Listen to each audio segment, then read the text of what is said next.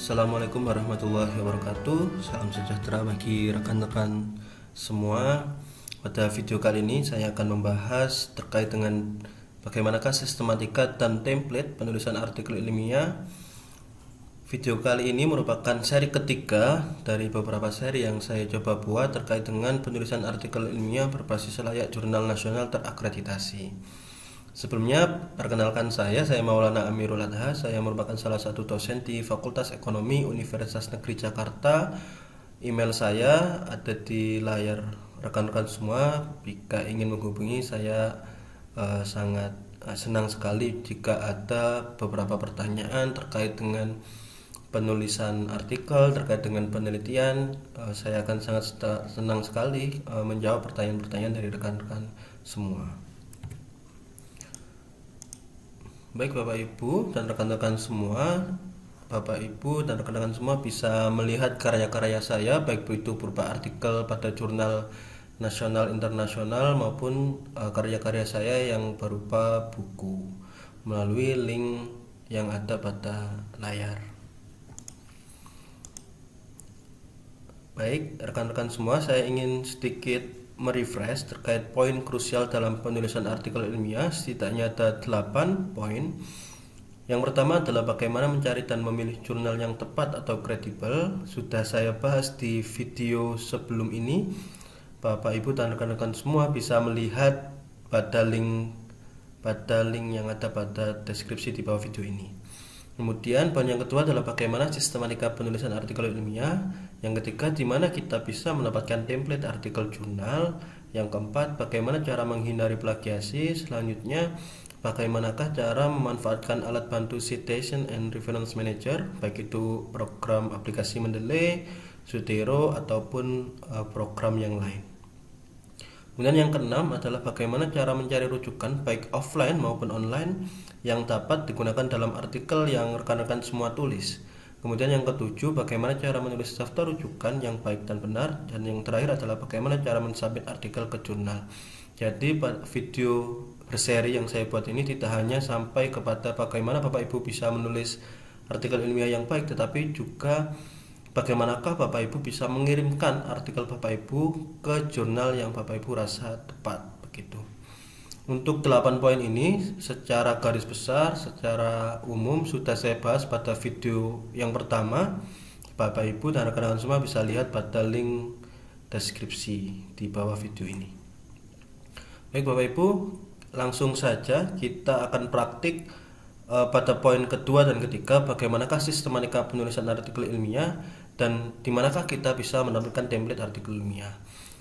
Sebagai pengantar, kenapa kita membahas poin kedua dan ketiga ini secara bersamaan, karena setiap jurnal Bapak Ibu dan rekan-rekan semua perlu diketahui memiliki gaya penulisan yang berbeda. Nah, ini bisa kita lihat secara langsung pada template yang sudah disediakan oleh jurnal. Nah, pada video kali ini kita akan membahas di manakah kita bisa mendapatkan template artikel jurnal itu dan bagaimanakah sistematika penulisan menurut jurnal masing-masing. Baik, langsung saja kita bisa langsung buka Google. Ya, Bapak Ibu bisa lihat di Google saja. Seperti pada video berikutnya, untuk mencari jurnal yang tepat, pada video sebelumnya sudah saya jelaskan ada 3 cara setidaknya. Yang pertama adalah langsung mencari lewat Google, kedua bisa langsung mencari di website perguruan tinggi, yang ketiga bisa mencari lewat Sinta Kemdikbud. Untuk secara rinci bisa Bapak Ibu dan rekan semua lihat pada video sebelumnya. Baik Bapak Ibu, di sini saya ingin memberikan beberapa contoh jurnal di manakah kita bisa mencari template jurnal yang sudah disediakan begitu.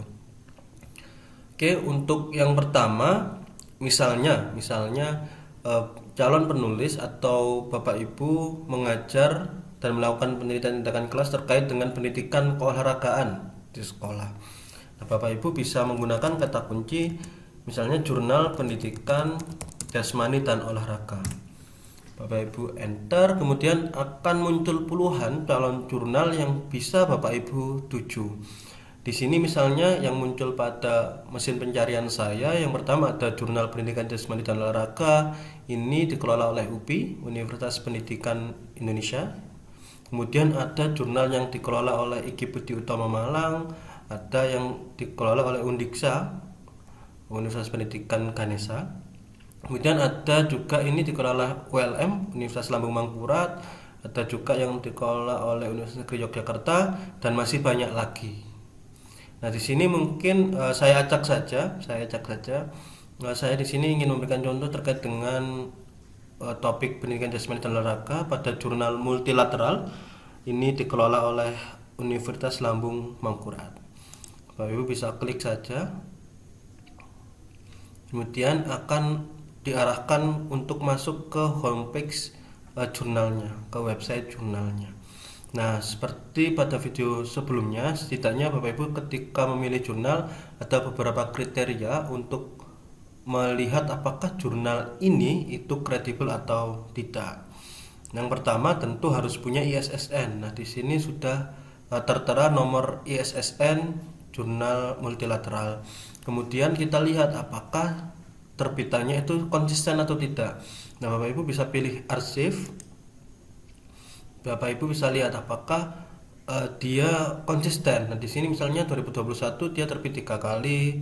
Kemudian apakah terbitan pertama itu di bulan Februari, Nah, ini tentu merupakan salah satu kriteria bahwa jurnal ini kredibel. Kemudian kita lihat author fee-nya. Apakah jurnal ini berbayar atau tidak? Kalaupun berbayar apakah mahal atau tidak? Nah, itu tentu masuk kriteria kita. Nah, author fee jurnal ini bisa Bapak Ibu lihat, rekan-rekan semua lihat, adalah 0 rupiah, artinya gratis. Nah, langsung saja Bapak Ibu, kira-kira di manakah kita bisa mencari atau melihat template artikel pada jurnal multilateral. Nah, sebenarnya ada beberapa tempat atau posisi di mana template itu berada. Nah, biasanya ada di sebelah kanan Bapak Ibu. Nah, di sebelah kanan ini Bapak Ibu dari atas tadi turun sedikit ada template artikel di bagian kanan. Nah, di tulisan jurnal template ini Bapak Ibu bisa klik. Oke, satu lagi saya lupa tadi bahwa salah satu kriteria tentu terindeks. Nah, di sini sudah terindeks Sinta, Google Scholar, OneSearch, Road, Garuda, Crossref, dan lain-lain. Nah, ini tentu salah satu kriteria yang kredibel dan mungkin bisa jadi salah satu pilihan bagi rekan-rekan semua, misalnya guru pendidikan olahraga, untuk mengirimkan artikelnya di jurnal ini. Oke, kembali lagi di jurnal template, Bapak Ibu bisa klik saja, maka akan diarahkan untuk mendownload atau diarahkan ke template yang Bapak Ibu bisa gunakan. Nah, ini ada template untuk berbahasa Inggris, ini ada template untuk berbahasa Indonesia. Bapak Ibu bisa klik. Nah, di sini kita tinggal mendownload artikel templatenya dan bisa Bapak Ibu gunakan. Jadi, salah satu fungsi template ini adalah Bapak Ibu untuk menulis tidak memulai dari nol begitu, tetapi bisa menggunakan template ini. Misalnya di sini sudah tertera judul. Nah, Bapak Ibu tinggal menuliskan judul rekan-rekan semua di sini. Di sini sudah ada kriterianya. Judul yang baik menurut jurnal ini adalah menggunakan maksimal 15 kata. Jadi tidak terlalu panjang. Nah, pada jurnal ini juga dituntut untuk menuliskan untuk menuliskan judulnya di dalam bahasa Inggris. Oke, kita masuk ke sistematikanya rekan-rekan semua. Jadi untuk rekan-rekan yang berminat untuk mengirimkan artikelnya di jurnal ini, Bapak Ibu dan rekan-rekan semua bisa mengikuti template ini. Jadi apa saja yang harus dimasukkan, apa saja yang harus ada di template ini, itu harus Bapak Ibu dan rekan-rekan semua penuhi. Oke, yang pertama judul. Nah, judul ini menggunakan bahasa Indonesia dan maksimal 15 kata. Kemudian dituntut juga untuk menuliskan translate-nya di dalam bahasa Inggris. Kemudian bagaimana menulis identitasnya. Nah, ini sudah ada cara mengisinya. Nah, ini Bapak Ibu tinggal menuliskan nama penulis, kemudian diikuti lembaga afiliasinya, misalnya SMA X, misalnya SMA Negeri 1 Sidoarjo, misalnya SMA Nahdlatul Ulama, misalnya SMA N1 Muhammadiyah, ini tinggal dituliskan di sini. Kemudian emailnya juga bisa ditulis di sini. Kemudian dituntut juga harus ada abstraknya. Nah, apa saja isi abstrak tersebut? Nah, di sini sudah diterangkan. Abstrak harus berisi misalnya ini tujuan, metode, hasil, dan simpulan. Kemudian panjang katanya 150 sampai 2200 kata dan seterusnya. Kemudian ada kata kunci. Nah, kata kunci ini sebenarnya ini minimal, bisa juga maksimal 5, Ibu.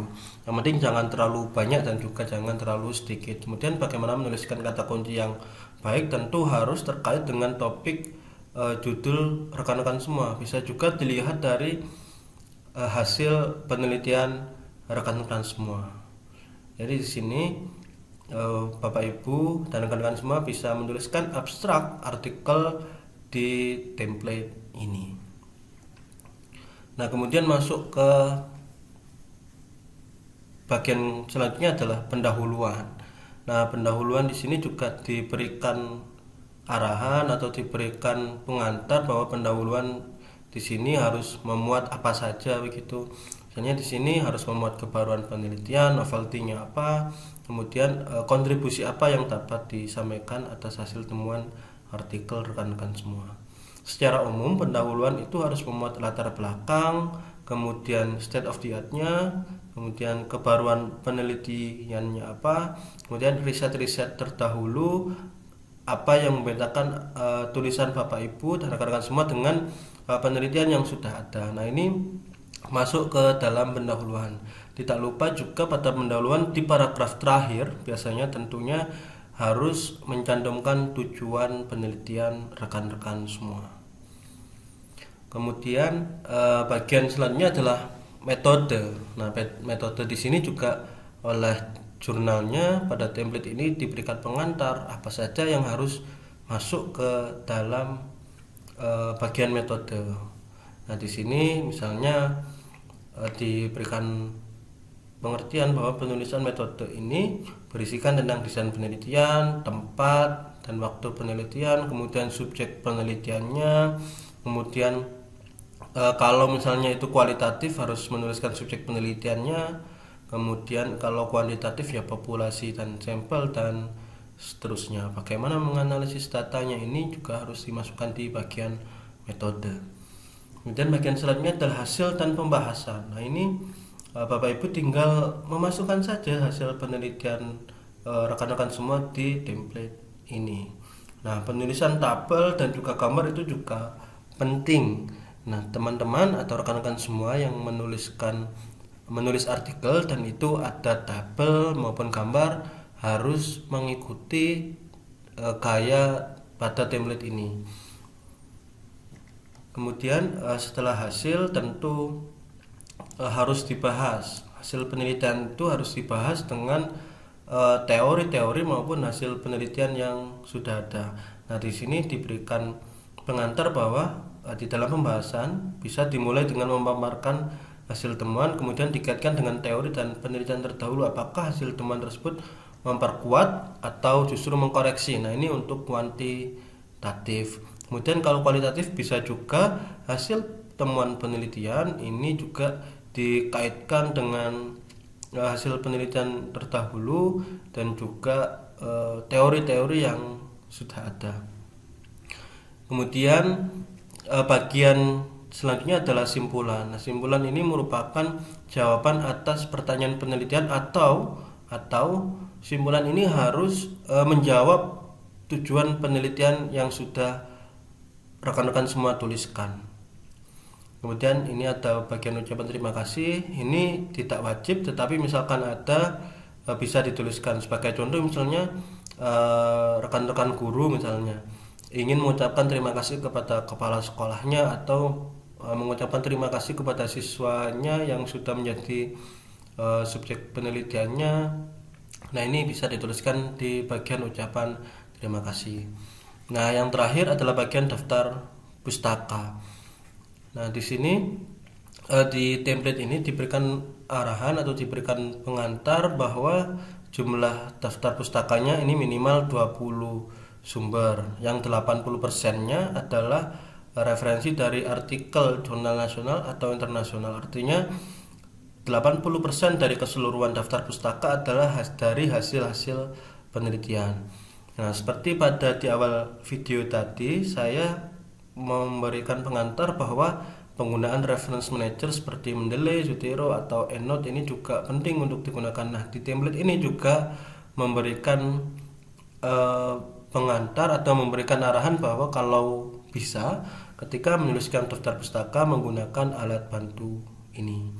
Nah, jadi jurnal ini menggunakan gaya penulisan daftar pustaka APA 6 versi ke-6. Nah, ini sebagai contoh bagaimana menuliskan pustaka berupa jurnal. Kemudian ada contoh pustaka berupa buku teks, skripsi, proceeding, dan selanjutnya. Oke, rekan-rekan semua, jadi ini untuk sistematika pada jurnal multilateral. Jika rekan-rekan semua ada pertanyaan bisa dituliskan pada komentar video ini. Oke, kita mungkin bisa saya berikan satu contoh lagi bagaimana kita mendapatkan template artikel seperti tadi pada jurnal yang lainnya, dan juga kita mungkin bisa membandingkan apakah gaya penulisannya itu sama dengan jurnal yang lain. Oke, di sini misalkan saya ingin memberikan contoh misalnya untuk guru pendidikan sejarah. Jadi rekan-rekan semua bisa menggunakan kata kunci jurnal pendidikan sejarah, misalnya seperti ini. Di sini ada puluhan jurnal juga pasti. Di sini ada yang dikelola oleh Universitas Negeri Jakarta, Universitas Negeri Malang, kemudian TKIP PGRI Lubuk Linggau, UNY Yogyakarta, ada Unsri, Universitas Sriwijaya, UPI, dan masih banyak lagi. Nah, di sini saya acak saja, misalnya di sini saya ingin ini jurnal pendidikan sejarah miliknya Universitas Sriwijaya. Bapak Ibu bisa klik, kemudian akan masuk ke website jurnalnya. Di sini akan kita coba cari di mana letak template artikel bisa kita download. Oke, di sini kita cek juga apakah jurnal ini kredibel atau tidak, seperti contoh yang pertama tadi. Yang pertama tentu ada ISSN, di sini sudah ada. Apakah jurnal ini terindeks? Di bagian bawah kita cek, sudah terindeks Sinta, sudah terindeks Google Scholar. Kemudian terbitannya apakah konsisten? Nah, di sini bisa rekan-rekan semua lihat, di sini konsisten, jadi setiap tahun ada 2 edisi. Kemudian rekan-rekan semua bisa langsung mencari di bagian kanan biasanya. Nah, di sini tidak ada. Nah, lokasi kedua atau tempat kedua biasanya ada di Author Guidelines. Nah, ini Bapak Ibu dan rekan-rekan semua bisa mengkliknya.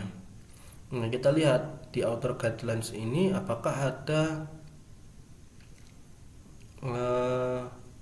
template-nya. Kita lihat sekilas, oh tidak ada, tidak tersedia. Kemudian kita lihat di bagian menu bar atas ini, biasanya ada di bagian atas. Kita lihat home, apa, dan seterusnya. Nah, ini ada template. Nah, ini Bapak Ibu dan rekan-rekan semua tinggal klik, maka akan diarahkan ke template artikel jurnal ini. Nah, ini adalah template artikel jurnal Krik Setra Jurnal Pendidikan Sejarah. Nah, di sini tentu ada perbedaan dari template gaya penulisan jurnal ini dan juga template gaya penulisan jurnal sebelumnya. Nah, di sini jurnal artikel yang baik menurut jurnal ini adalah Yang penting dituliskan singkat, menarik, dan memuat variabel penelitian atau memuat topik penelitian Bapak Ibu dan rekan-rekan semua.